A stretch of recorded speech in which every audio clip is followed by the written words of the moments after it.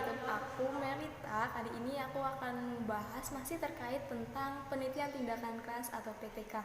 Tapi kali ini aku akan membahas tentang tutorial membuat proposal PTK atau penelitian tindakan kelas.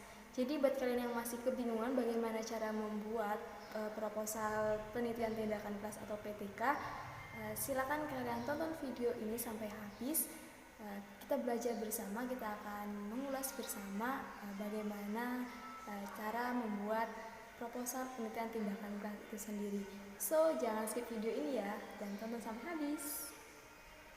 Oke, langsung saja kita mulai tutorial membuat proposal PTK atau penelitian tindakan kelas oleh saya sendiri, Dwi Ayu Melita. Mungkin teman-teman semua sudah tahu apa itu PTK atau penelitian tindakan kelas. Namun sebagian dari calon guru, bapak atau ibu guru masih bingung dari mana memulai untuk membuat PTK itu sendiri. Biasanya penelitian tindakan kelas diawali dari masalah, dan menurut saya mengawali PTK dari masalah itulah yang benar, karena pada dasarnya PTK diadakan untuk memecahkan masalah yang ada di kelas itu sendiri. Nah, sebelum kita lanjut ke langkah-langkah pembuatan proposal PTK, kita harus tahu dulu ciri khas dari PTK itu sendiri. Nah, ciri khas dari PTK itu sendiri ada 3 nih. Yang pertama, bersifat aksi atau tindakan dengan model siklus. Yang kedua, ada hal yang akan diperbaiki atau ditingkatkan, ada cara, metode, strategi yang akan dipakai untuk perbaikan atau peningkatan. Dan yang terakhir itu adalah langkah power atau planning, acting, observing, reflecting pada setiap siklusnya. Mari kita mulai materi kita, membuat proposal PTK. Langkah pertama yang harus kita lakukan yaitu menentukan judul PTK. Nah, untuk merumuskan judul PTK itu ada 3 komponen. Yang pertama, variabel harapan, yang kedua variabel tindakan, dan yang ketiga setting pembelajaran.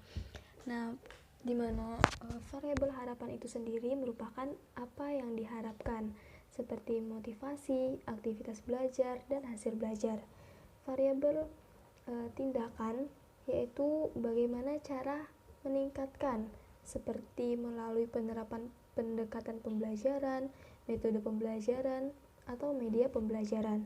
Nah, yang ketiga yaitu setting pembelajaran, yaitu terdiri dari subjek, tempat, dan waktu penelitian. Di sini saya contohkan pada bagian variabel harapan, saya mengambil upaya peningkatan hasil belajar fikih, materi haji dan umroh. Jadi yang ditingkatkan di sini adalah hasil belajar fikih, materi haji dan umroh. Selanjutnya variabel tindakan.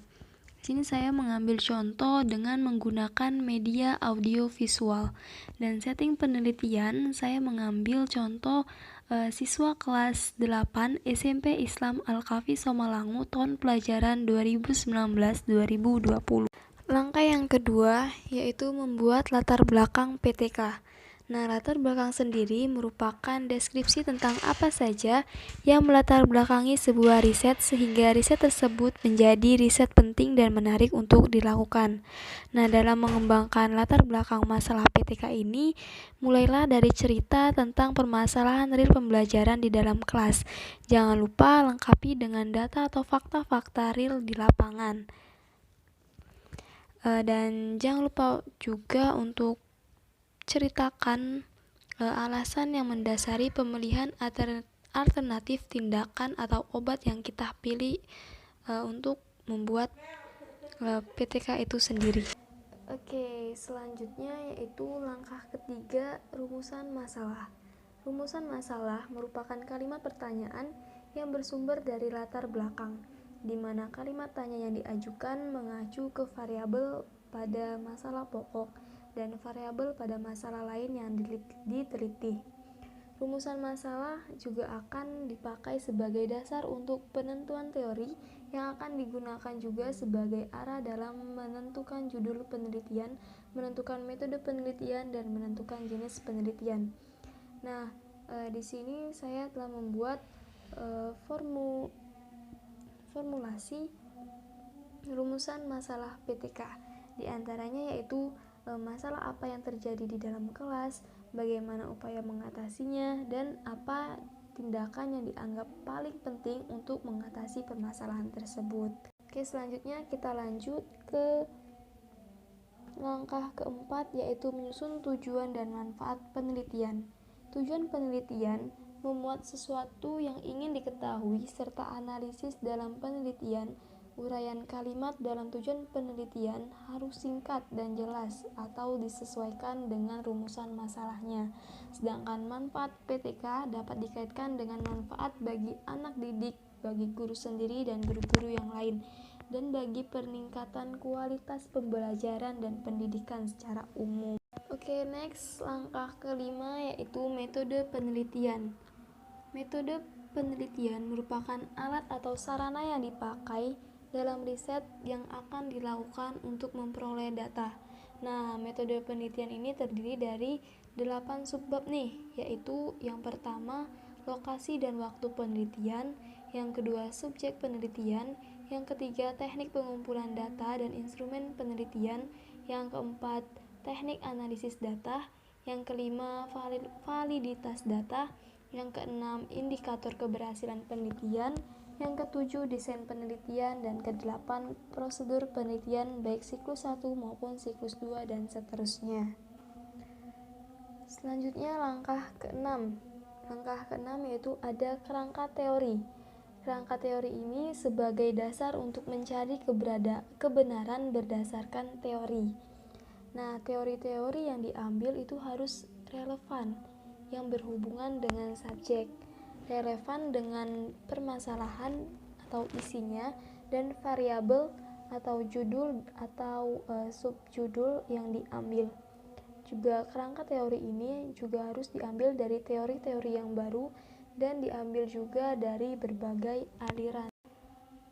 Nah, ketika semuanya telah dilakukan, bagian terakhir yaitu membuat daftar pustaka dan lampiran. Nah, daftar pustaka inilah yang akan dipakai dalam penelitian yang disusun menurut urutan abjad nama pengarang ya. Jadi harus urut sesuai dengan urutan abjad A sampai Z.